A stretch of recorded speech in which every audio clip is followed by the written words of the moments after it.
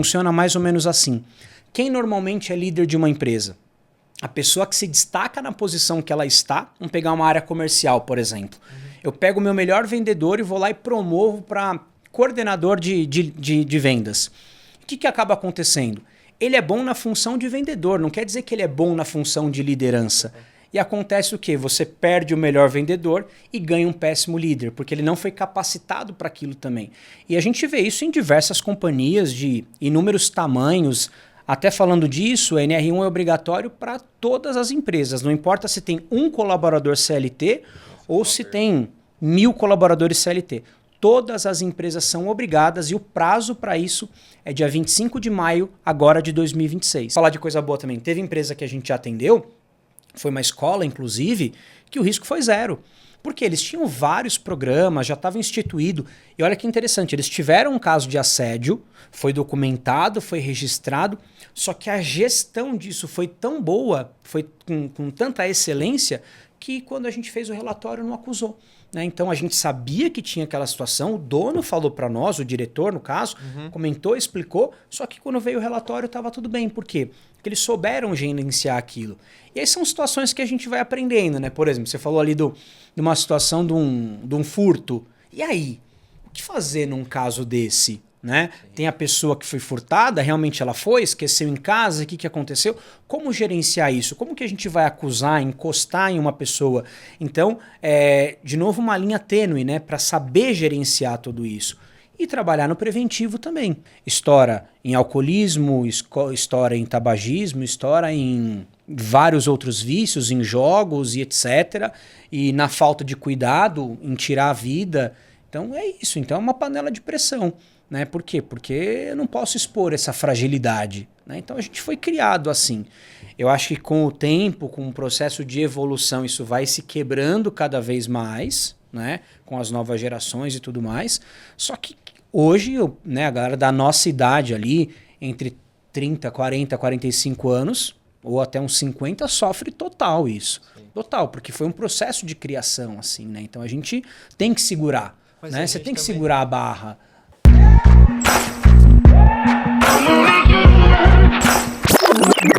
Fala galera, sejam muito bem-vindos a mais um episódio do Tarja Preta São Silvestre Podcast, onde você vai encontrar histórias reais com pessoas reais sobre vida, saúde, paternidade e negócios. E hoje eu vou receber um cara que já esteve aqui antes, ano passado, mas isso não impede que eu faça novamente a apresentação dele bem rápida aqui.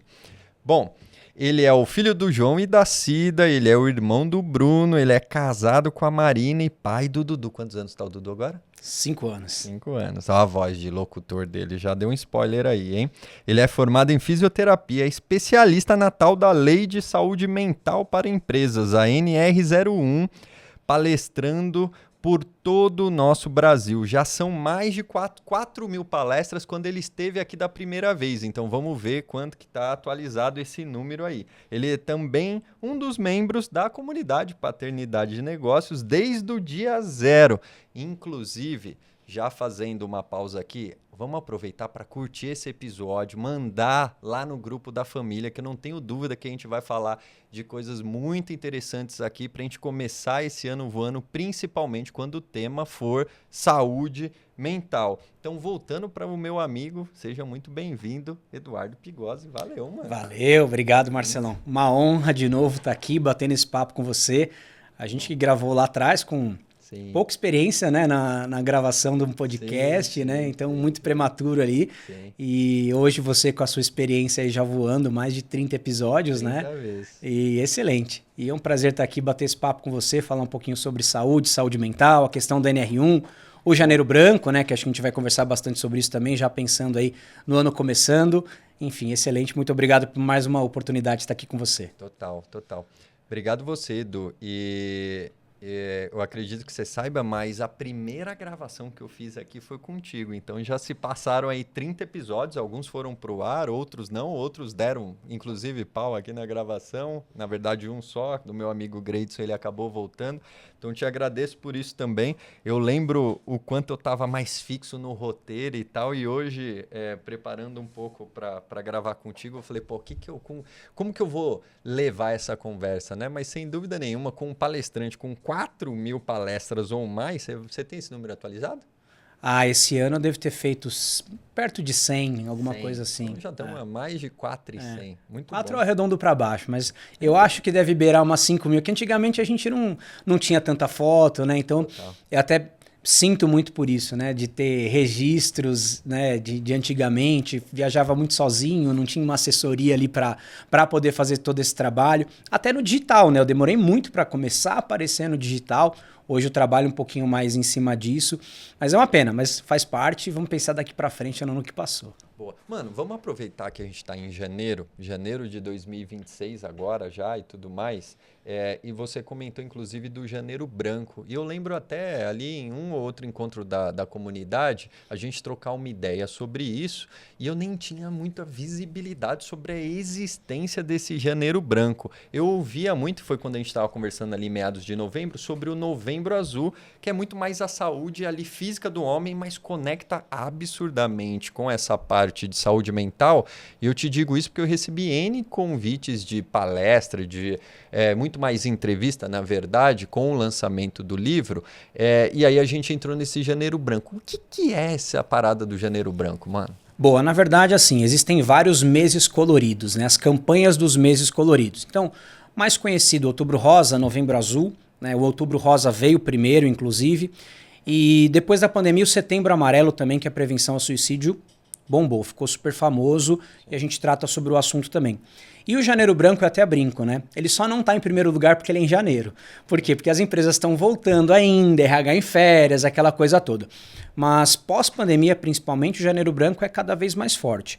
O Janeiro Branco é uma lei federal desde 2023, só que ele não obriga as empresas a fazerem uma palestra, alguma campanha. Ele só reforça a importância de tratar sobre esse assunto. Tá. Né? E tem alguns dados que eu até passo em palestra, por exemplo, pós-pandemia a gente teve aumento de mais de 400% no número de afastamentos por questões de saúde mental. Bom. E quando a gente vai um pouquinho a fundo disso, mais de 90% dos afastamentos são problemas que a pessoa carrega. Então ela tem o problema dentro de casa e leva para a empresa. Mas aí eu brinco, né? Quem acaba pagando o papo é a própria empresa, porque o colaborador está lá, é uma pessoa. Então quando a gente fala de saúde mental, a gente tem que entender que a gente não está falando de um funcionário, a gente está falando de uma pessoa. Então aquela pessoa, sim, é um colaborador, é um funcionário que é pai, é mãe, é filho, é esposa, é um todo. E não tem como separar, né? A gente ouve muitas vezes, tem que separar, daqui para frente você deixa os problemas para fora. Não, porque é uma pessoa única, a gente não consegue separar isso.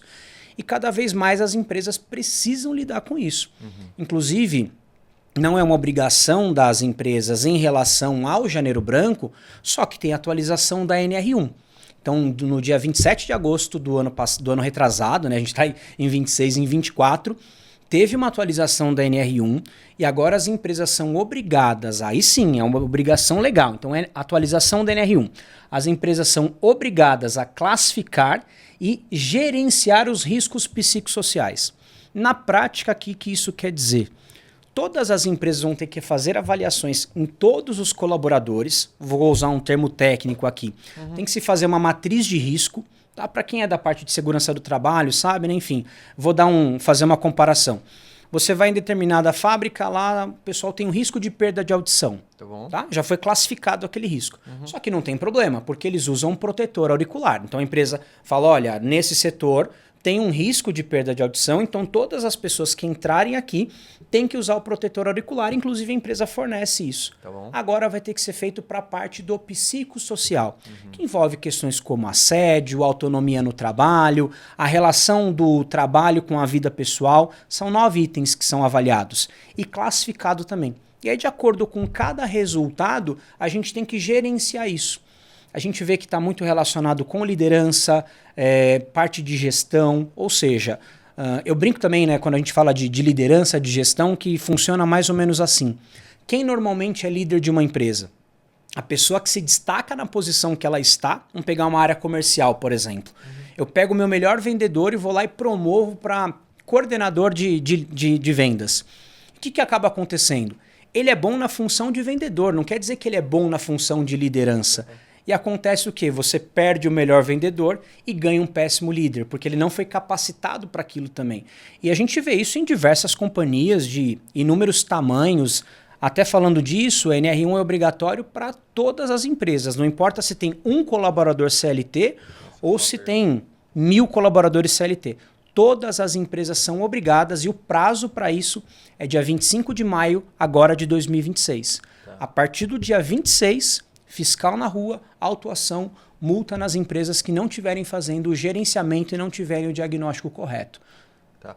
Então, se eu entendi bem, a gente pode pensar também que há um investimento muito mais reativo, ou seja, eu vou fazer uma gestão de risco, mas eu já sei que já deu uma desandada legal e eu não estou, por exemplo, investindo proativamente, ou até me fugiu aqui a expressão que a gente usa, preventivamente, para, por exemplo, preparar a gestão, preparar a galera que vai assumir, por exemplo, uma liderança. Mas, na verdade, eu estou fazendo uma prevenção de gestão a risco. Mas, na verdade, a gente já sabe que o que você vê no mercado, acho que é mais direcionando a pergunta, o negócio já deu uma desandada, né? Você acha isso? Já, e assim, o que é legal, Marcelo? Quando a gente já está atendendo várias empresas de vários ramos diferentes e portes diferentes, e o RH já sabe. Quando a gente vai conversar e vai entregar um resultado prévio, porque como que nós da NRU Brasil fazemos? A gente faz uma análise quantitativa e qualitativa. Quantitativa, o questionário para todos os colaboradores, eles respondem, eu tenho um dashboard, jogo para uma inteligência e eu tenho aquele resultado. Eu cruzo essas informações com entrevista com a parte de gestão, que é o qualitativo. Cruzo isso, chego na matriz de risco. Quando eu vou apresentar o resultado quantitativo, ou seja, a resposta do questionário que os próprios colaboradores responderam ali, a resposta é sempre assim, não te falei? Ah, já sabia. Não falei? Ah, então é o fulano que está lá. Então eles já sabem mais ou menos o que acontece. Qual que é a diferença? Agora esses dados serão expostos, né? E esses dados são públicos. Então a empresa que hoje não gerenciar isso, esses dados estarão expostos. E quando a gente fala de uma matriz de risco, funciona mais ou menos assim. Quando você entra numa empresa, quando você é contratado, e esses dados estão num documento chamado PGR, que é o Programa de Gerenciamento de Risco. Quando você vai numa empresa, você está começando a trabalhar na empresa, a empresa tem a obrigação de te passar quais são os riscos que existem ali naquele setor que você vai trabalhar. Como eu falei, por exemplo, do risco de perda de audição. Agora, imagina um colaborador novo, ainda mais falando de novas gerações, geração Z, que quer cada vez mais a parte de qualidade, não quantidade, a gente sabe disso, enfim.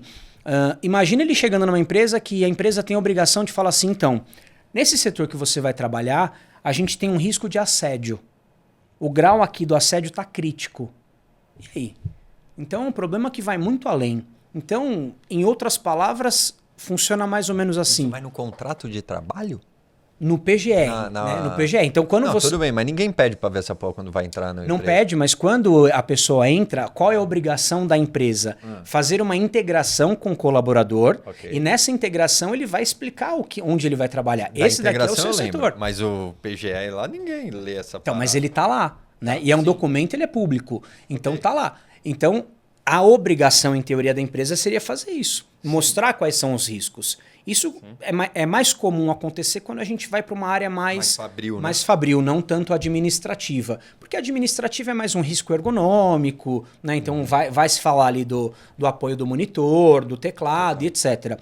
Agora, quando é num ambiente fabril, aí o negócio é mais sério, porque eu tenho que falar de luva, eu tenho que falar de bota, eu tenho que falar de óculos de proteção, EPI, de capacete, né? O tal do EPI. E aí qual que é o EPI da saúde mental? Né? Então é exatamente aí que o negócio vai começar a entrar. Então, se eu estou apresentando um PGR, e todos esses riscos estão no PGR, se eu estou apresentando isso, eu vou ter que falar do psicossocial. Tá. E como é que você vai querer entrar numa empresa, começar um novo trabalho sabendo que você tem um risco de assédio moral e sexual, por exemplo? A não ser que, aí qual que é a solução? Olha, eu tenho esse risco, porém, olha o que a gente tem feito para poder controlar isso. A gente tem treinamento semanal, treinamento para liderança, que aí vem o gerenciamento. Eu aplico palestras, por exemplo, a sua palestra, que é uma palestra que fala sobre superação, saúde mental, né? Conta ali um pouco da sua história. Sim. Entra perfeitamente para um gerenciamento, né? Tanto para o Janeiro Branco agora, que o assunto tem tudo a ver, quanto para um gerenciamento dessa questão da NR1. E aí tem, uma boa entrada. E eu vou fazer uma pergunta que ela tem uma linha bem tênue, e aí você vê para onde a gente vai. Vai me colocar em polêmica aqui. Cara, pegando isso que a gente está conversando e com a tua experiência andando pelo Brasil, gerando esse tipo de serviço também e tal, o quanto na tua visão, se é possível a gente quantificar dessa forma, percentualmente falando, tá? Para ficar mais fácil aí para a galera entender.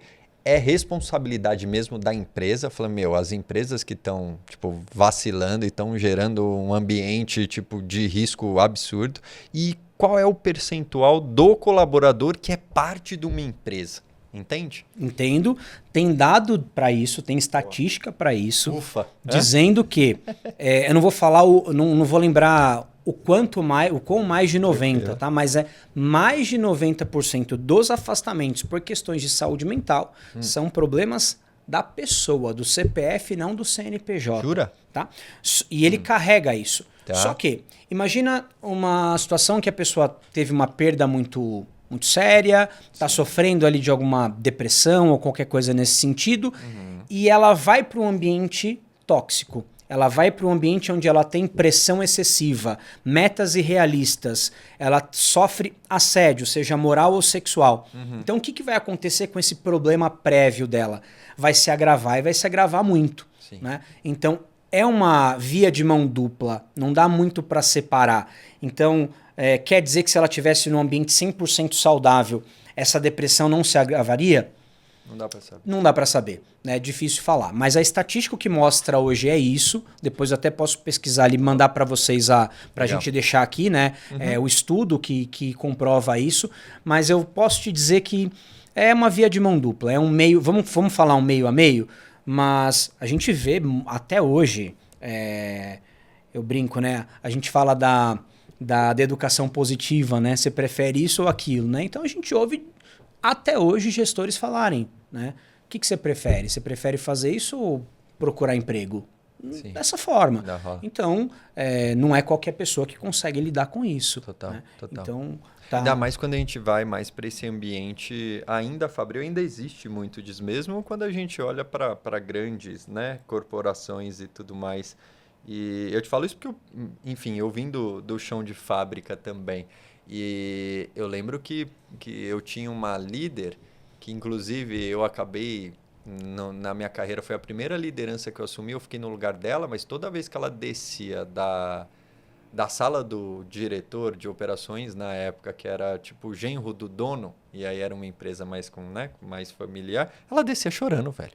É isso? Certeza. E aí, o que a gente conversava rolava um assédio moral muito forte ali, né? Enfim, pelo menos é o que ela trazia, não posso afirmar, mas era o que ela trazia ali, enfim, porque eu não via. Mas eu lembrei de uma outra situação agora que a gente passou também, que rolou eu acho que pode ser um furto. A gente tem até uma especialista aqui nos bastidores que tá me olhando agora aqui. Esconderam ou sumiram com um Discman na época. Então isso já faz tempo. Era um Discman, Fernando. Discman, anos 2000. E aí, cara, colocaram todo mundo no pátio dessa empresa que eu trabalhava. Aí veio um cara que, sei lá se ele era consultor de segurança e tal. E, mano, revistou todos os homens, rapazes e tal. Nessa época eu nem sei se eu ainda era estagiário, o que era, mas a gente usava uns jalecos assim e tal. E, cara, fizemos fila indiana, assim, uma parada que, mano, não era abrir o armário da galera sem, entendeu? Sem ter algum documento para isso e tal. Era um negócio mais... Mas, enfim. Mas, voltando aqui, por que eu te fiz essa pergunta? Porque a gente escuta muito aquela máxima também que, a empresa é feita de pessoas. Então, cara, tem ali o fator pessoal, que é o que você trouxe. Mas já emendando uma outra pergunta, Edu, como que você vê Porque eu sei que você conversa bastante com o RH, que é principalmente ali quem contrata vocês. Mas como que é a cabeça dos donos, dos empreendedores mesmo, para esse tema de NR01, enfim? Aí a gente tem de tudo, né? Você falou, né, da empresa familiar, por exemplo. A gente só dá aquilo que a gente tem. Né? E normalmente o que a gente tem é o que a gente recebeu. Então vamos lá, a empresa era do avô, que passou para o filho, agora está com o neto. Como que o avô tratava? A gente até faz essa conexão com a paternidade, né? Sim. Então, às vezes quando eu estou dando treinamento para liderança, eu uso essa analogia. Né? Pô, quem tem filho? Vamos lá. Você bate no seu filho? Não bato no meu filho.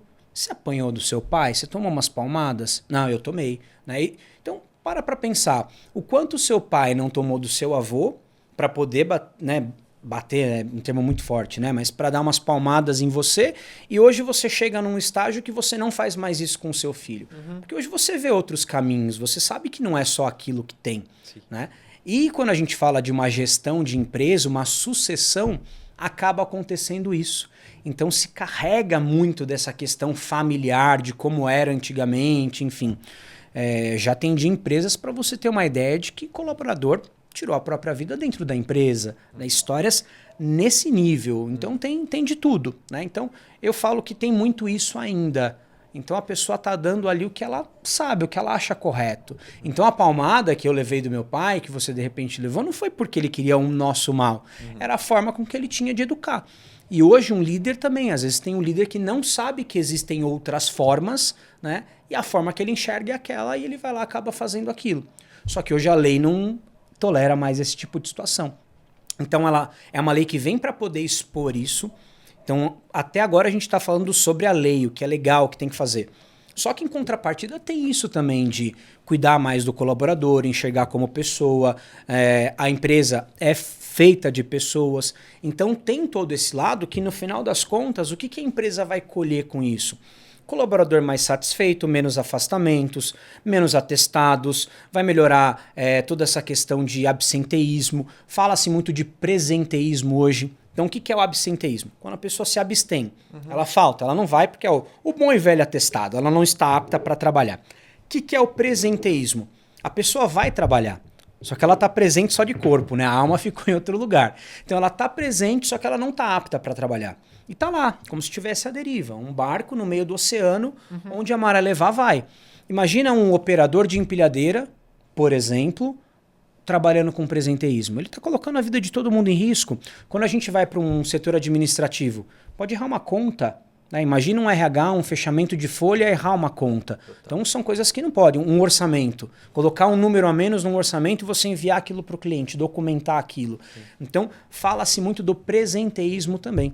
Tá? Então está cada vez mais forte. E aí que tá. Essa atualização vem para poder firmar isso, documentar isso. E aí vem as medidas de controle, que aí sim envolve workshop, envolve roda de conversa, atendimento psicológico, né? Então a gente tem parcerias hoje com psicólogo, com psicanalista, com pessoas ali especializadas na área, inclusive para fazer atendimento. Tem empresa que a recomendação é um plantão psicológico por semana, pelo menos, né? Teve empresas que a gente, falar de coisa boa também, teve empresa que a gente já atendeu, foi uma escola, inclusive, que o risco foi zero. Porque eles tinham vários programas, já estava instituído. E olha que interessante, eles tiveram um caso de assédio, foi documentado, foi registrado, só que a gestão disso foi tão boa, foi com tanta excelência, que quando a gente fez o relatório não acusou. Né? Então a gente sabia que tinha aquela situação, o dono falou para nós, o diretor no caso, comentou, explicou, só que quando veio o relatório estava tudo bem. Por quê? Porque eles souberam gerenciar aquilo. E aí são situações que a gente vai aprendendo, né? Por exemplo, você falou ali de uma situação de um furto. E aí? O que fazer num caso desse? Né? Tem a pessoa que foi furtada, realmente ela foi, esqueceu em casa, o que aconteceu? Como gerenciar isso? Como que a gente vai acusar, encostar em uma pessoa? Então, de novo, uma linha tênue, né? Para saber gerenciar tudo isso. E trabalhar no preventivo também. Né? Com certeza trabalhar no preventivo também, que entram as palestras e tudo mais. Boa. Então, teoricamente, vai ter o plano de ação quando a gente olha para essa gestão de risco. Na verdade, vai ser uma atividade, um programa, um projeto que seria, na verdade, o preventivo lá que a gente falou. Mas, cara, se não dá para prevenir, não vamos remediar e essa remediação vira uma prevenção para o ano seguinte, por exemplo. Exatamente. Por quê? Porque o relatório do NR1 ele tem que ser atualizado anualmente. Então até brinco, né? Como a gente vende o gerenciamento também, eu estou colocando o tempo todo o meu trabalho à prova. Total. Por quê? Porque como eu vou reavaliar, tem que estar melhor, não pode nem estar igual, tem que estar melhor. Se não tiver melhor, alguma coisa no meio do caminho aconteceu. E a gente vai documentar tudo isso. Então é uma forma preventiva, sem dúvida nenhuma, né? Dali para frente é preventivo. Então como a lei atualizou agora, tem que ser avaliação agora, qual que é a ordem das coisas? Primeiro eu faço o diagnóstico dos riscos psicossociais. E por que eu gosto de falar diagnóstico? Porque depois eu vou dar um remédio. Qual que é o remédio para aquilo? Aí vai ser o plano de ação. No caso dessa escola que a gente atendeu, o plano de ação foi manter as medidas de controle. Tem empresas que tá ali para fazer pelo menos uma intervenção por semana, né? Porque a gente sabe que a situação está crítica. Mas nessas o RH já sabe que está crítico e aí a gente só documenta o que eles já sabem. E só para confirmar meu entendimento, aquele empreendedor que é pequeno, que tem uma equipe pequena, ele mesmo pode fazer isso, não necessariamente ele precisa contratar alguém de fora ou é exigência ter ali algum especialista? Boa pergunta. Não é uma exigência que tenha um especialista, mas o que aconteceu? Quando teve a atualização da norma lá no ano passado, no ano retrasado, perdão, falou-se que as empresas a partir de agora precisam fazer avaliação dos riscos psicossociais. E era até maio do ano passado, de 25. Foi chegando próximo da data, ninguém tinha feito nada, o que aconteceu? Pressão de sindicato patronal, etc., prorrogaram até maio de agora desse ano, 26, 25 de maio desse ano. Só que falaram o que, não falaram como. Então vocês precisam fazer a avaliação dos riscos psicossociais. Só que não foi falado como isso tem que ser feito. E aí as pessoas começaram a se especializar nisso. Entendi. E eu sou um caso deles, né? Tá bom. Tem curso, né, pelo MEC, tal, etc, para chegar num questionário validado para poder ter um know-how suficiente para poder fazer essa avaliação. Cada consultoria atua, por exemplo, lá, posso chamar de consultoria? Pode chamar de consultoria. Tá. Você tem um questionário que é teu, que a empresa de vocês desenvolveu. Exatamente. Não há um questionário padrão de mercado. Até tem no mercado, mas ele tem muito viés. Tá bom. Então o que a gente fez? A gente pegou vários questionários validados no Brasil, cruzamos todas essas informações com advogado, com psicólogo, etc, para chegar nesse padrão. Ok. Dentro desse padrão a gente consegue chegar nessa matriz de risco. Tá bom. Perfeito? Só que existe uma confusão no mercado. Tem pessoas fazendo, primeiro, avaliação psicológica. A avaliação psicológica não é NR1, não é psicossocial.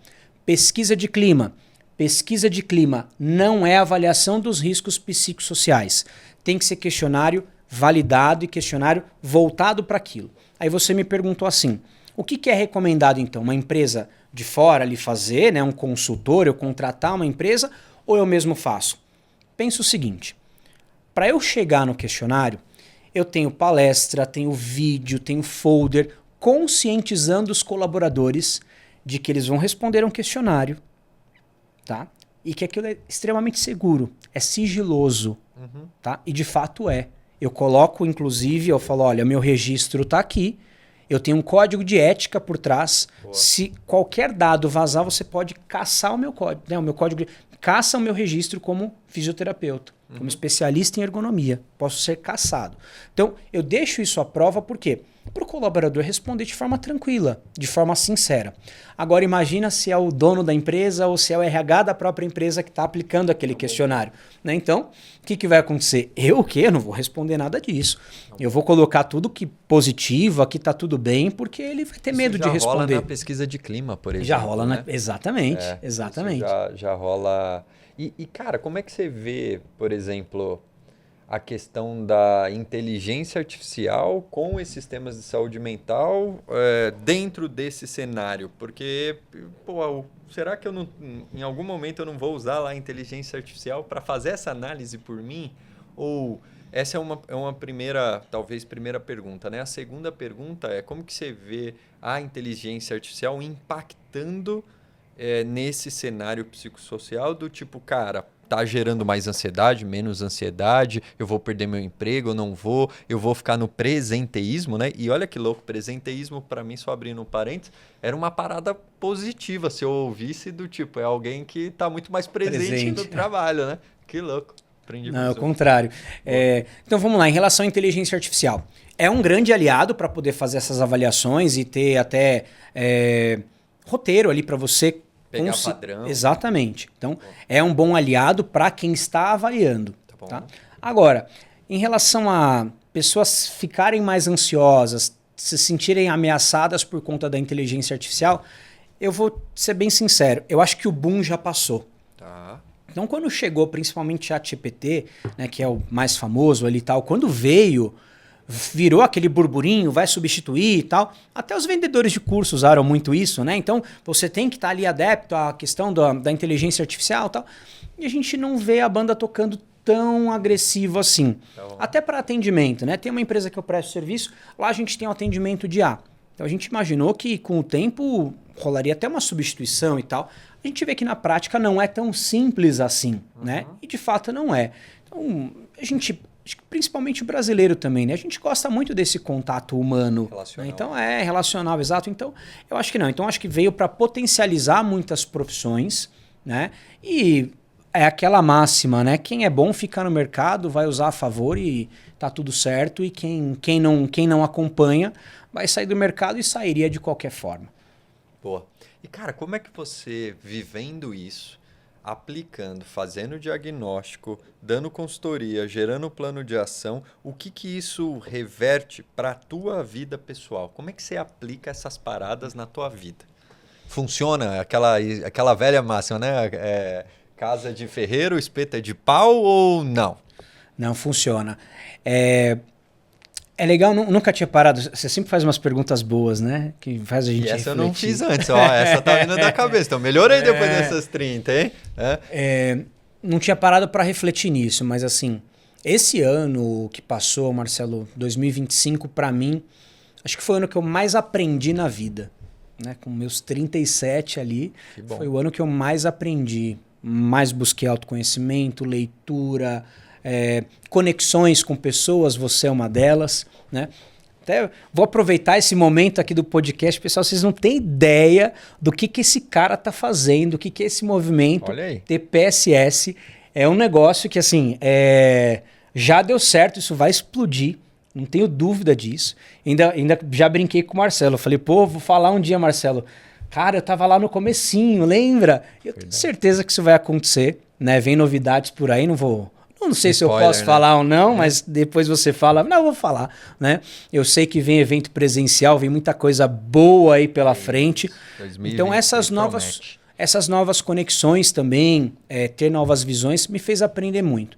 E essa bagagem também, com certeza, sem dúvida nenhuma. Uhum. E eu entendo hoje também que o ambiente ele é tudo. O ambiente molda as pessoas, mas as pessoas também fazem o ambiente. Tá. É um contrário que é verdadeiro.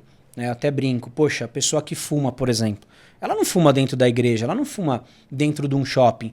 E por que essa mesma pessoa, quando fuma na rua, além de fumar na rua, ainda joga a bituca no chão? Então olha como muda o comportamento das pessoas. Boa. Só que existem ambientes que não são mais para nós também. A gente precisa entender isso. Então às vezes você está num ambiente ali que não é mais seu, não te pertence mais. E a gente tem que saber a hora de sair. Então acho que toda essa vivência vem me trazendo isso também. Né? Eu sofri com assédio já, por exemplo. Pra ter uma ideia, eu já fui chamado de burro. Sendo apontado de cima para baixo, você é burro, com essas palavras. Assim. Aí é uma coisa que, não tenho dúvida que eu não tolero mais hoje. Né? Mas para chegar nesse nível de autoconhecimento, de consciência, a gente sofre muito até aprender tudo isso, né? Porque você se encolhe, você fica dependendo psicologicamente ali, enfim, você não enxerga outra saída. São situações que a gente vive. Então, como eu vivi isso na pele, eu sei o que é conversar com as pessoas, né? E também é aquilo. Legal, você está num ambiente que não é saudável para você, você está num ambiente que não te faz bem, você sofre assédio, você sofre com XPTO. E você, o que você está fazendo? Por que você continua aí? Né? Por que você continua aí? Então, uma das coisas que eu mais aprendi não deixe de fazer o que você tem vontade, o que você quer por gratidão. De quantos ambientes você saiu em 2025? De quantos ambientes eu saí em 2025? Ai, ai, ai. Ou quantos ambientes você entrou diferentes? Eu sei um. Pra te ajudar, eu sei comunidade um. foi espetacular, né? É boa. Eu devo ter saído de uns 2, 3 ambientes ali, eu acho, né? Entrei muito mais do que saí, né? Boa. Então, teve a formação lá com o Zé Roberto, que eu fiz o curso de coaching. Boa. Coach as pessoas usam de forma pejorativa hoje, né? É muito triste isso, porque para as pessoas coach é o cara que fala bobagem na internet, né? Papinho de coach. Caga a regra na internet. A gente sabe que não é bem isso. Mas eu fiz ali mais para autoconhecimento, não pensando em atender, em nada disso. Nunca foi meu objetivo. E foi espetacular ter participado, feito esse processo. Então esse ambiente, né? A nossa comunidade, nossa comunidade. Tá funcionando, né? Se é comunidade, é isso aí. Assim. Paternidade e Negócios, nossos encontros lá, né, a cada 15 dias ali. Quantos membros você vai trazer para nossa comunidade agora em 2026 falando nisso, hein? Vou aproveitar que tá gravando aqui. Tô brincando. Faço não, mas vamos lá, tu vai pensando na comissão. É que você não tava no último encontro, porque eu falei disso. Falou. Lá, né? Cara, você tava no último encontro, foi engraçado, né? Do ano passado, né? Tava na praia. Tava lá e fazendo um monte de coisa, enfim. Último encontro do ano, tal. Quase não aconteceu porque você não tava lá. Uma baita conexão que eu tava tendo com meu pai lá. Eu fui pra praia pra poder arrumar as coisas, limpar as coisas lá, enfim. Tava lá viajando. Feito, né? Enfim, é muito bom, muito bom. Tem que ser feito. Boa. Ambiente. Cara, eu reflito muito. Ano passado eu refleti muito sobre isso também, a questão de ambiente e tal.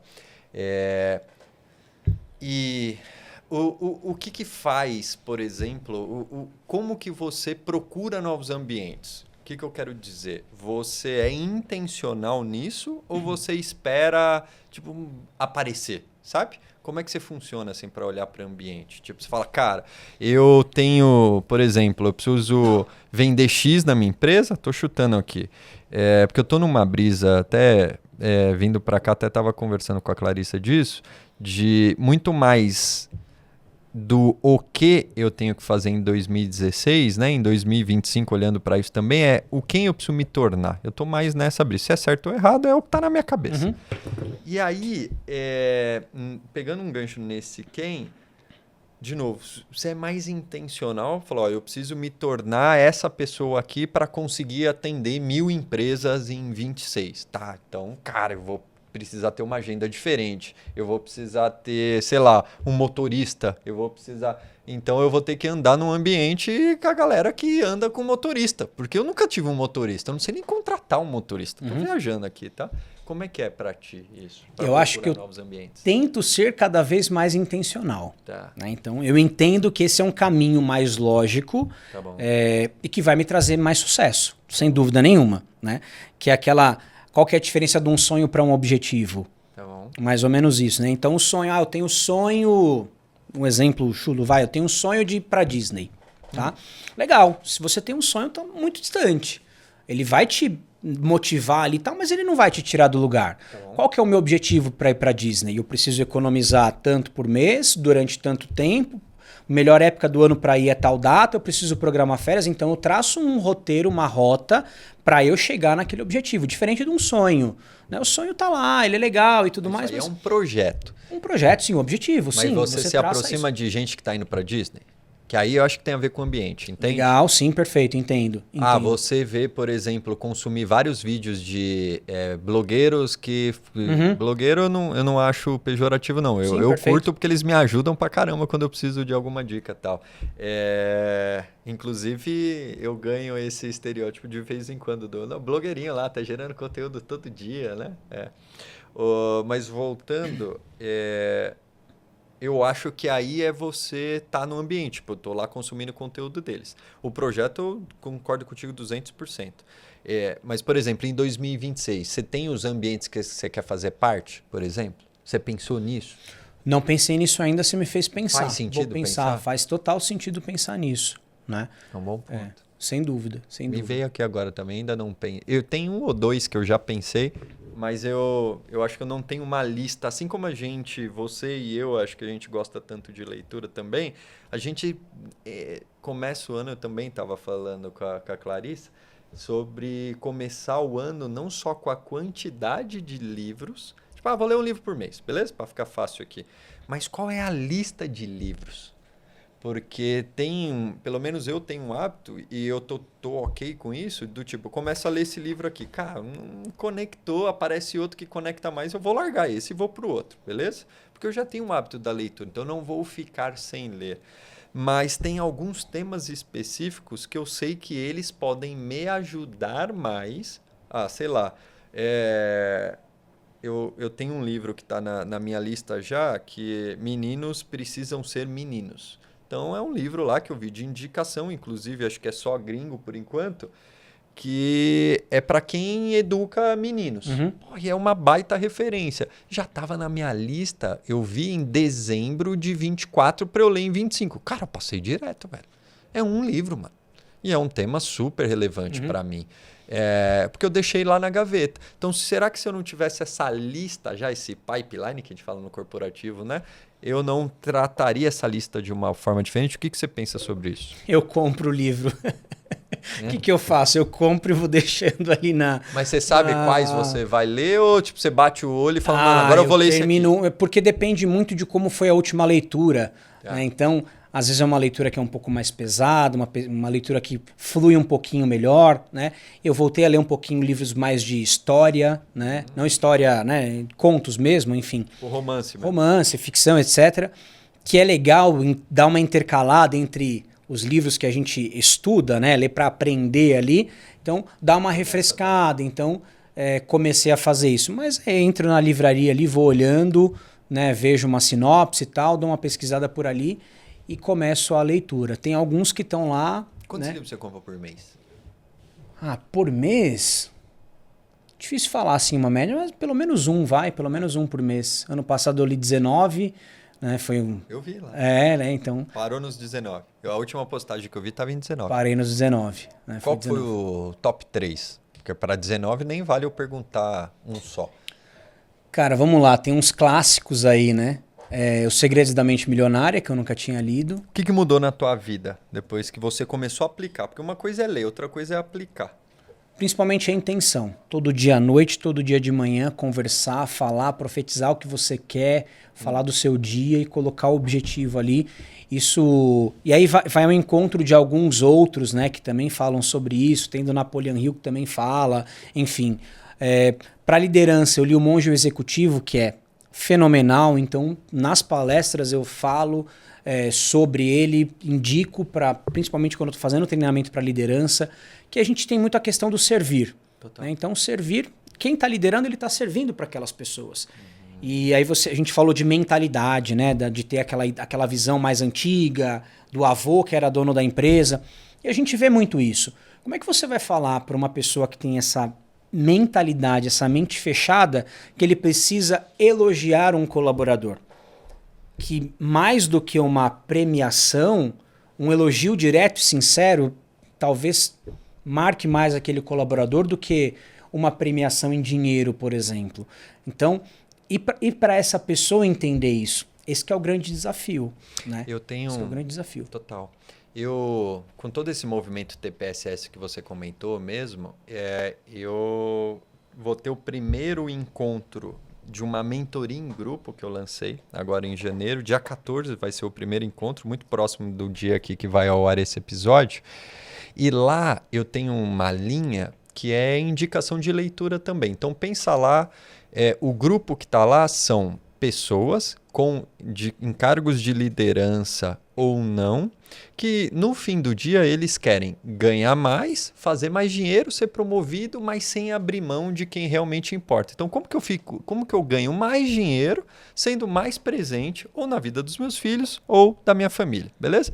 Ganhando mais dinheiro, sendo mais presente. É o sonho de consumo seu, meu, de qualquer brasileiro ou qualquer cidadão do mundo, beleza? Então vai rolar essa mentoria em grupo, eu já tive os primeiros encontros individuais e eu já sugeri uma primeira leitura para acontecer enquanto tá rolando os encontros quinzenais ali. Pensando nesse cenário, uma galera 80% ou mais que estão ali no mundo corporativo, que querem ganhar mais e de tabela ser mais presente na vida da família. Quais dessas 19 leituras, e eu já acho que já peguei um spoiler aqui, você acha que seria legal eu avaliar para pôr nesse grupo? Mentoria de 6 meses, vamos lá. encontros quinzenais. Eu falei do... para uma leitura rápida, assim, 15 diazinhos, o Monge Executivo vai super bem. Boa, né? pensei nele. Tem o Quem Pensa Enriquece, também do Napoleon Hill, Mais que é grosso. bem mais denso, tem que parar, refletir, anotar. E você vê, você perguntou do hábito da leitura, de como fazer. Esse é um livro que eu li, Tá bom? só que eu preciso estudá-lo. Então preciso voltar nesse livro, sentar com o ChatGPT, conversando com ele, fazendo anotações. Concordo. E aquele é um livro para você montar um plano de ação, fazer o passo, ele te dá um passo a passo. Cada capítulo é um passo que ele te dá e faz total sentido, na minha visão faz total sentido, que é um livro que você precisa sentar e realmente estudar e fazer as tarefas que ele te dá, né? Mas para um livro rápido, ali 15 diazinhos, o Monge Executivo com certeza. E quando a gente fala do serviço também, se a gente lê sobre felicidade, tem a ver com servir. Total. Se a gente lê sobre liderança, tem a ver com servir. Vendas, tem a ver com servir. Então, faz muito sentido. Tem uma frase que eu coloquei, aquelas frases de início, não sei se é epílogo, enfim, me fugiu o termo técnico, mas no livro do Tarja Preta São Silvestre, a primeira frase que eu coloquei não tema que sua vida termine, tema que ela nunca tenha começado. E a segunda é do autor do livro O Milagre da Manhã, que deve estar aqui na prateleira aqui em algum lugar também, que é: o seu nível de sucesso raramente vai superar algo desse tipo, o teu nível de desenvolvimento pessoal, que tem a ver com todas essas leituras, porque sucesso, no fim do dia, e eu estou trazendo o meu toque para a frase, na verdade, tá muito mais atrelado à pessoa que você se torna, e super conecta com o início do nosso papo de, as empresas são feitas de pessoas. Então, quando eu leio 19 livros num ano, sem dúvida nenhuma, eu sou uma pessoa diferente. Aquilo que a gente está falando é muito mais o quem eu estou me tornando com essas leituras do que o que eu vou fazer. Sem Faz dúvida. sentido? Total. Eu vou aproveitar agora, eu vou inverter, eu vou fazer a pergunta. Faz. Você falou do... Você está no 30º, você foi o primeiro, você foi a cobaia, então hoje eu posso ser a tua cobaia, vai. Do Tarja Preta São Silvestre. O que eu vou fazer mais esse ano é escrever. Boa. Eu comecei a tentar alguma coisa em 25, não rolou. Até comprei uma baita de uma caneta, comprou uma Mont Blanc, um Moleskine, um caderno legal, com folhas de pólen, não sei o quê. Falei, agora vai. Escrevi um dia e não escrevi mais. Mas o que você escreveu nesse dia? O que veio à cabeça. Tá, fui lá, só escrevi. Tá, como se fosse um diário, né? Ótimo. Mas eu vou começar a escrever e eu entendo que para começar isso. Então, ao invés de eu só, à noite, ali na minha oração, eu vou ali, vou escrever também alguma coisa. Um agradecimento do dia, um diário de bordo. Tá? E aí eu quero... Vou pedir direitos autorais, vai. Já tem. Vamos lá. Como que foi para você escrever toda essa jornada ali para desenvolver o livro? Foi uma história que você foi contando, a sua história, e eu entendo também que quando você está pensando naquilo, você está revivendo aquele sentimento que você teve lá atrás, e na maioria das vezes não um sentimento tão positivo, e você está colocando aquilo no papel, você está se expondo, ficando vulnerável, você está colocando suas fraquezas ali e tudo mais, né? Obviamente teve a superação depois, mas como que foi para você esse processo de escrever, de se expor, de se abrir, enfim? Tá, boa. Eu vou antes do livro, beleza? Até chegar no livro. Então, como eu comecei, e eu já devo ter comentado aqui, galera, mas é super importante e conecta com o que você está falando, que na minha opinião, e o que funcionou para mim, isso aconteceu lá em 2019, graças às leituras também que eu comecei a fazer, mas basicamente o que eu sugiro começa com o que você domina. O que você domina? É o que acontece com você, irmão. Então, quando você fala trazer um diário de bordo, eu criei uma nota num aplicativo que chama Evernote, talvez alguns conheçam, mas pode ser qualquer bloco de notas. E desde março de 2019, por exemplo, hoje eu escrevo o que aconteceu ontem. Então eu boto lá. Hoje deve ir ao ar dia 8 de janeiro, 08.01.26, tracinho, o dia da semana, segunda, terça, quarta. Em 2019, 2020, inclusive, eu colocava até um emoji do lado da data para ver se eu estava escrevendo feliz, se eu estava triste, se eu estava vermelhinho puto, para eu ter um uma padrão. escala. Mas isso aí eu acabei não mantendo, mas era legal. E aí, então, hoje, o que eu escreveria no dia 9 de janeiro, por exemplo, de 2026? Ontem, eu sempre, depois que o tempo fui começando de uma forma. Bom dia, mundo. Estou aqui mais um dia, escrevendo na minha rotina e tal, e ontem eu fiz a gravação com o Edu, que foi o primeiro convidado do podcast, e foi o episódio 30 que eu gravei. Cara, e eu lembro, por exemplo, da primeira vez que eu estava entrevistando o Edu, que parecia a Marília Gabriela. Eu estou falando aqui, parece simples, mas eu faço isso há pelo menos 6, quase 7 anos, beleza? Mas a gente escrever sobre o que a gente domina, eu acho que é o melhor caminho, é o que funcionou para mim. Fácil, tem que ser fácil. E pode ser uma linha, pode ser 2 linhas, mas é um compromisso teu, que é algo que só você, teoricamente, vai ter acesso. E, cara, eu vou te falar, hoje de manhã, na minha rotina ali matinal, eu estava lendo, por exemplo, a mesma informação do ano passado. Se eu quiser ir para 2024, se eu quiser ir para 23, 22, 21, 20, 19... Cara, olha quanta coisa eu tenho de mim. Quanta coisa eu tenho sobre mim. E algumas coisas se repetem. E outras não. Então você vê a evolução e você fala, cara, isso aqui de novo está acontecendo em janeiro da mesma forma, tal. Por que está rolando? Então é uma ferramenta de autoconhecimento absurda. E eu super recomendo. Escreva sobre o que você domina. No caso, você, o que aconteceu no teu dia, mano. Não tem, entendeu? Produto mirabolante, não precisa comprar uma Mont Blanc para isso. Escreve do jeito que vai ter acesso fácil. E vamos combinar, hoje o acesso fácil é o celular. Eu até arrisco dizer que você escrever fisicamente, você vai ficar com aquele receio de, porra, e se alguém pega e lê essa parada? Entendeu? Então talvez o celular te deixe mais confortável em relação a isso. Mas teve uma coisa que eu fiz em 2020... que você corta para 2025, 2026, me ajudou pra caramba a gerar um vídeo, um áudio por dia. Hoje eu já devo estar a mais de 130 sem parar. E por quê? Chegou em 2020, eu conectei com algo que era importante para mim. Eu precisava exercitar o aprendizado do inglês. Então, trabalhava ainda numa empresa americana e tudo mais. E eu falei, cara, eu preciso estudar inglês. E aí tinha o tal do phrasal verbs, para quem já ouviu falar, mas verbo em inglês. Eu peguei na internet uma lista de verbos em inglês que eu queria estudar, criar vocabulário. E eu criei um outro bloquinho de notas que chamava assim, esteja preparado. Então eu tinha lá o verbo, por exemplo, gravar, beleza?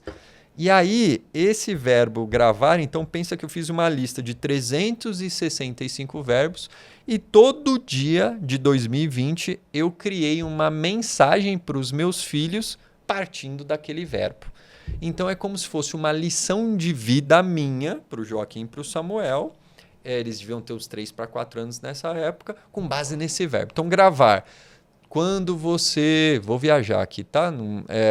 Tiver uma notícia, recebeu uma notícia muito boa que te deixe muito feliz, pegue um celular, um gravador, grave isso, grave o teu tom de voz para daqui 5, 10 anos, filho, você reouvir e sentir aquela emoção de novo, beleza? Era isso. E eu ia para o outro. A diferença no meu caso é que eu escrevia isso em inglês, tipo no nós vai mesmo em inglês, para exercitar.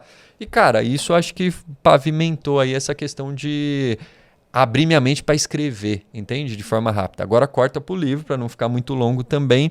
Sim, foi uma baita autoterapia toda vez que eu voltava, principalmente para revisar o livro, quando eu escrevi, eu revivi as situações. Quando eu editava ou revisava, vinha da editora, dos editores também. Eu lembro que a primeira vez que voltou, eu escrevi no Carnaval de 25, para valer mesmo. Falei, agora manda. Mandei. Quando voltou, eu fiquei, acho que 15 dias para conseguir ler a revisão. Porque eu sabia que aquela parada, tipo, meu inconsciente não me deixava. E a Clarissa até falava com ela, falou, pô, mas você não vai ler? Eu falei, mano, eu vou ler. Então eu preciso pôr na agenda. Tá, cara, porque mexia comigo. Então sim, mas a gente pode começar pequeno e fácil com o que a gente domina. Que é o que aconteceu no nosso dia, velho. É uma linha, mano. E isso, hoje, se você falar assim, cara, de tudo que você investiu de autoconhecimento, o que você tem de mais valioso de todo esse processo, sem dúvida nenhuma, são todas essas anotações. Eu ainda tô para colocar isso na inteligência artificial, mas acho que dá até um medinho do que pode vir, tá ligado? Você comentou de repetir, né? Padrão. Eu já vejo. Em janeiro, eu pensei, entendeu? Imagina jogar tudo isso numa IA. Prompt. Mas, cara, mas imagina quem eu posso me tornar também com esse sem autoconhecimento dúvida. Que é da fonte. Cara, tem uns 3 livros ali sobre o Marcelo. Sem dúvida, entendeu? Muito legal. Então, invista nisso sim, galera. Invista nisso, sem dúvida nenhuma, para 2026 agora. É um ativo, é ouro puro, mano. Entende? E a gente, às vezes, paga e paga caro por uma... Por exemplo, eu já paguei no passado, tá? Você vai num... Eu lembro que eu acompanhava muito minha mãe nisso. Você vai numa cartomante, você vai num tarô, você vai num numerologia, nada contra. De novo, já paguei por essas coisas. Mas, cara, você tem eu, por exemplo, tenho anotação sobre mim lá desde 2019, brother.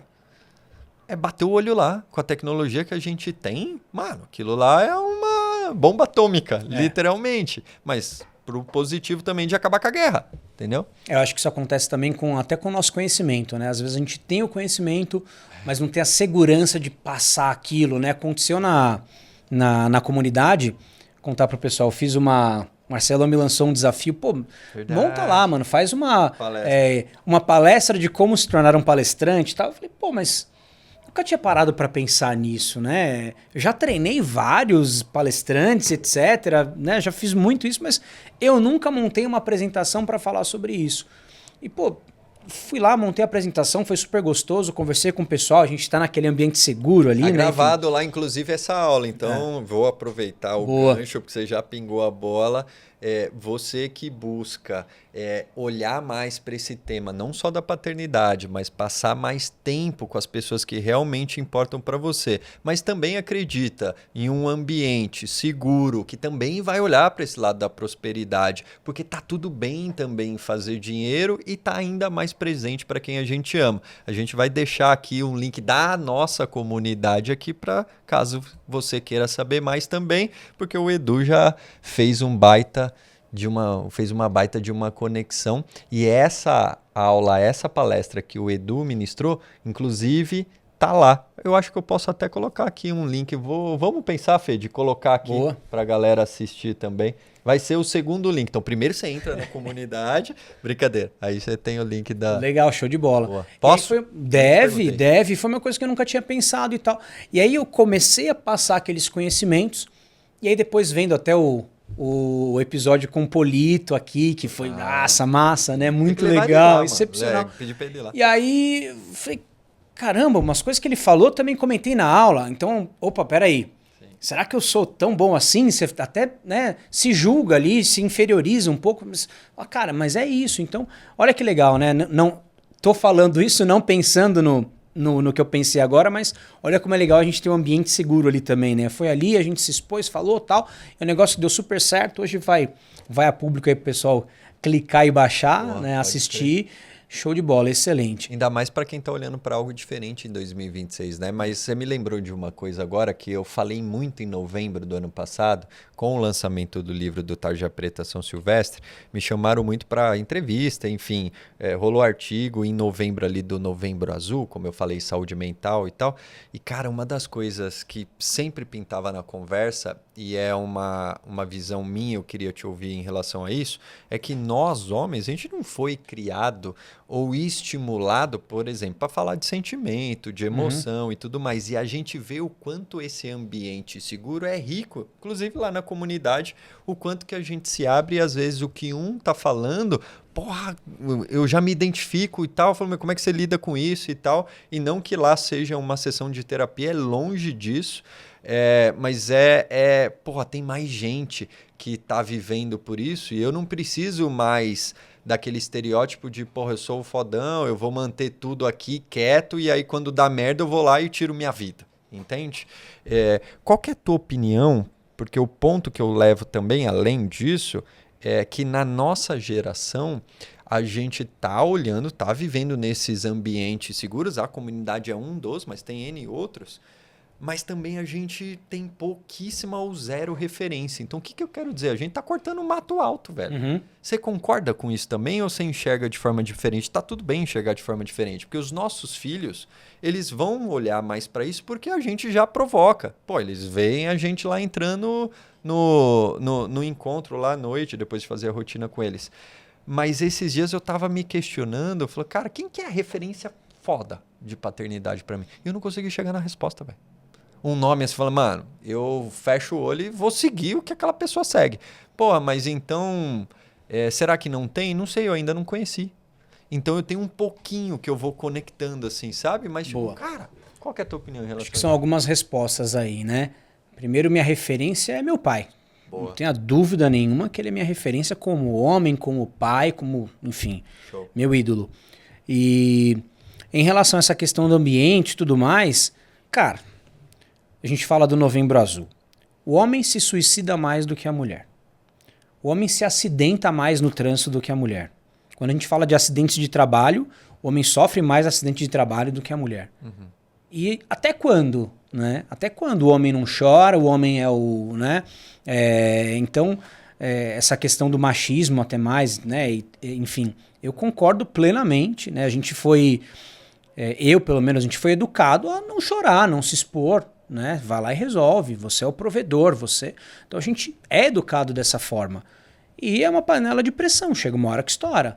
Né? Estoura em alcoolismo, estoura em tabagismo, estoura em vários outros vícios, em jogos e etc.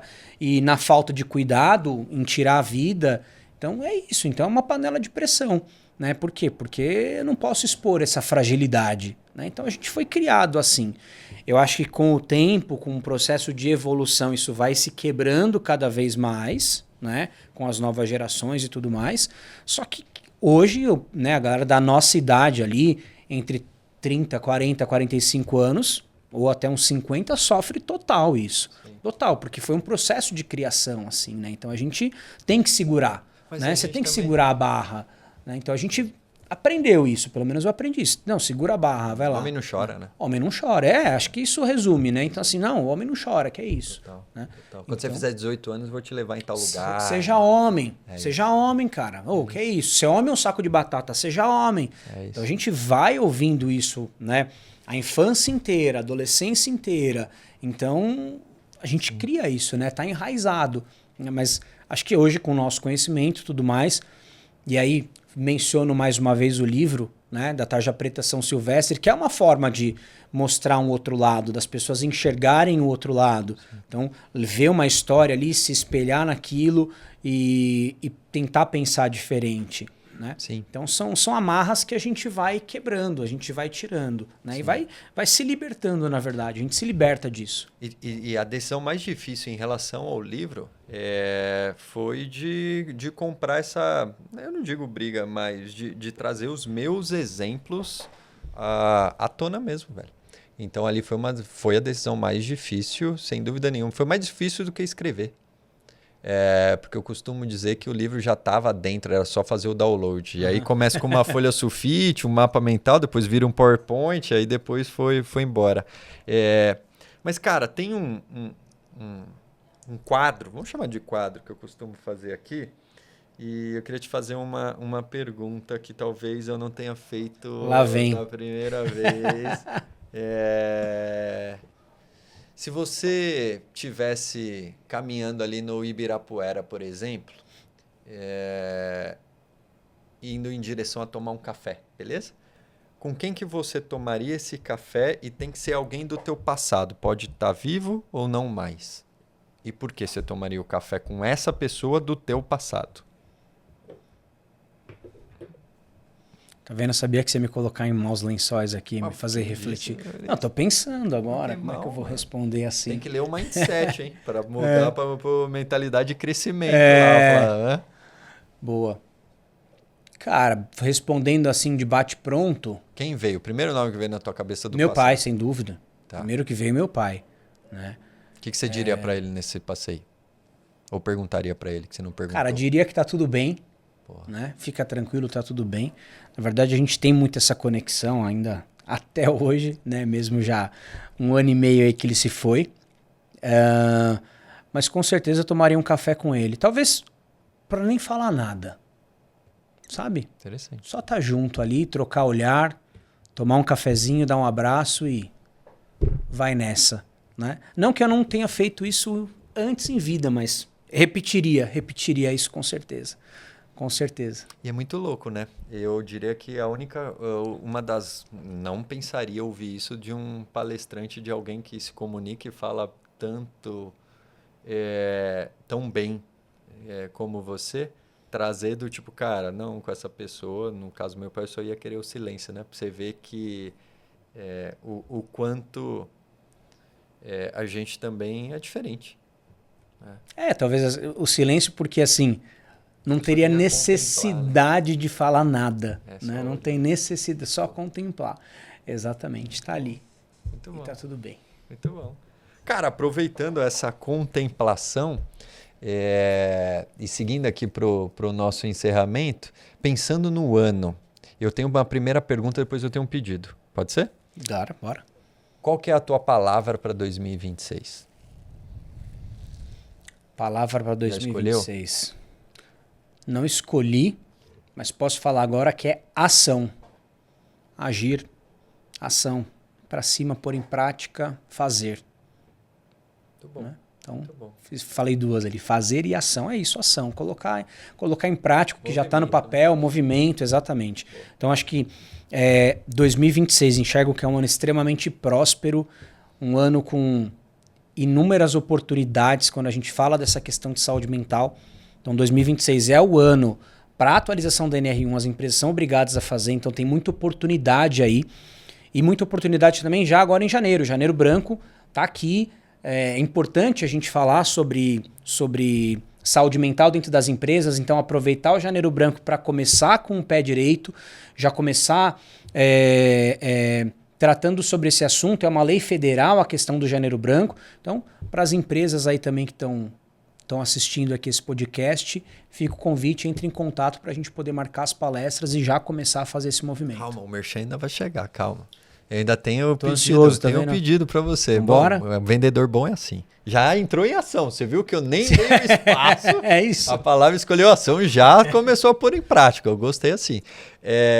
O meu pedido pensa que você vai olhar para aquela câmera de novo e você está num auditório, numa empresa que é a empresa com todos os colaboradores, não digo do mundo, mas do nosso Brasil, beleza? E essa empresa tem um total de 11,7 milhões de pessoas que estão nesse auditório virtual agora te ouvindo, e você está palestrando para esses 11,7 milhões de pessoas no Brasil apenas, então pode ser em português, fica tranquilo que eu estou facilitando para você. Esse é o número de pessoas que sofrem, teoricamente, é um número de 2021, com depressão, que conecta com um tema de saúde mental que a gente está falando. O que você poderia dizer para essas 11,7 milhões de pessoas que estão nesse auditório virtual, que de alguma forma estão passando por algum tema de saúde mental e que talvez elas estejam também frustradas por não terem alcançado as tais metas de final de ano? O que você poderia dizer para elas? Primeira coisa tudo bem não estar tudo bem. Então a gente se cobra muito, diminuir essa autocobrança, né? Começar a enxergar o que você tem de positivo, né? Aí dentro tem coisas positivas, a gente sabe, só que a gente acaba se concentrando nas negativas. O nosso cérebro ele não sabe diferenciar o que é real do que é imaginário. Então, quando a gente se prende no passado, pensando em coisas que não vão mudar, já aconteceram, a gente traz à tona aquele sentimento. Marcelo deu aqui o exemplo de quando ele estava escrevendo, revisando o livro. Então, isso vem à tona como se estivesse acontecendo agora. Então, a gente não sofre no passado, a gente sofre agora. A pessoa que sofre de ansiedade, ela se concentra muito nas questões do futuro, ela não vai sofrer no futuro. Ela vai sofrer antecipadamente, ela vai sofrer agora. Então, o recado que eu posso te dar é: o passado já foi, não existe mais, ficam as lembranças. E o futuro trata-se de uma grande ilusão, porque quando ele existir, ele vai ser presente. Então só tem um momento na sua vida, e esse momento é agora. Então o que você pode fazer agora para que você tenha um futuro diferente? Essa é a pergunta que eu te deixo. Muito bom. E conecta super, galera, com uma frase, uma pergunta que eu sempre trago aqui também, que ela serviu para 25, serve para 26, qual que é aquela decisão simples, mas que lá na frente pode mudar tudo. Então super conecta com isso, Edu. E, cara, eu queria te agradecer mais uma vez pelo teu tempo, principalmente, pela conversa. É sempre um prazer. Foi um prazer te conhecer lá na imersão do IBC. E agora a gente está cada vez aí mais conectado, seja na comunidade, seja aqui. Então, queria te agradecer por isso. Eu não tenho dúvida que o teu trabalho, o trabalho da empresa que você vai falar agora lá que vocês tocam, tem um potencial enorme de ajudar. Eu ainda estou no mundo corporativo, eu sei o quanto isso é importante. Então agora, mano, o espaço é teu. Divulga o que você quiser aí, brother. Pô, antes de divulgar, de chegar no merchan, eu quero te agradecer. Tamo junto. Então agradecer esse cara, não só pelo espaço aqui no podcast, mas também pela comunidade, por todo esse movimento, né? Então, você fala muito disso, o movimento que o TPSS vem trazendo cada vez mais pessoas. Eu tenho certeza que isso vai estourar, né? Muitas pessoas virão, outras vão sair, você também comenta sobre isso. Amém. Mas eu tenho certeza que é algo que vai ser cada vez mais sólido. Essa base que tem, ela é fenomenal. Tudo que a gente viveu em 2025, acho que todo mundo da comunidade é muito grato a você. Todo mundo conseguiu evoluir de alguma forma por estar na comunidade. Então, isso é fantástico. Fica o convite para todo mundo que está assistindo. Dito isso, vamos lá para... Agora você pode fazer 2 anúncios. Beleza? Depois dessa, obrigado. Então, para quem está assistindo, a NR1 Brasil é especialista nessa parte de avaliação dos riscos psicossociais, a atualização da NR1. Então, se você trabalha numa empresa, se você é do RH, da segurança do trabalho, entre em contato, os contatos vão estar aqui, @falaedu ou NR1 Brasil, nr1brasil.com.br também é o site. Entre em contato para a gente poder bater um papo. Todo o nosso trabalho é feito personalizado para cada empresa é única. Entre em contato para a gente fazer essa avaliação prévia. O prazo, dia 25 de maio desse ano, 2026. Depois disso, começam as multas. Mas a ideia não é falar só sobre isso. NR1 não é só uma questão legal. A gente está falando de cultura das empresas e saúde mental dos colaboradores. A gente está falando de pessoas. Então, se você quer, além de cumprir uma norma, quer de fato pensar e olhar para as pessoas da sua empresa, é conosco que você tem que falar. Muito bom. Mano, valeu. Obrigado, Marcelão. É nóis. Tamo junto. Galera, obrigado por acompanhar até aqui. Sem dúvida nenhuma, foi um papo que vai abrir com certeza ainda mais esse 2026 e eu te encontro aqui no próximo episódio. Valeu, tchau!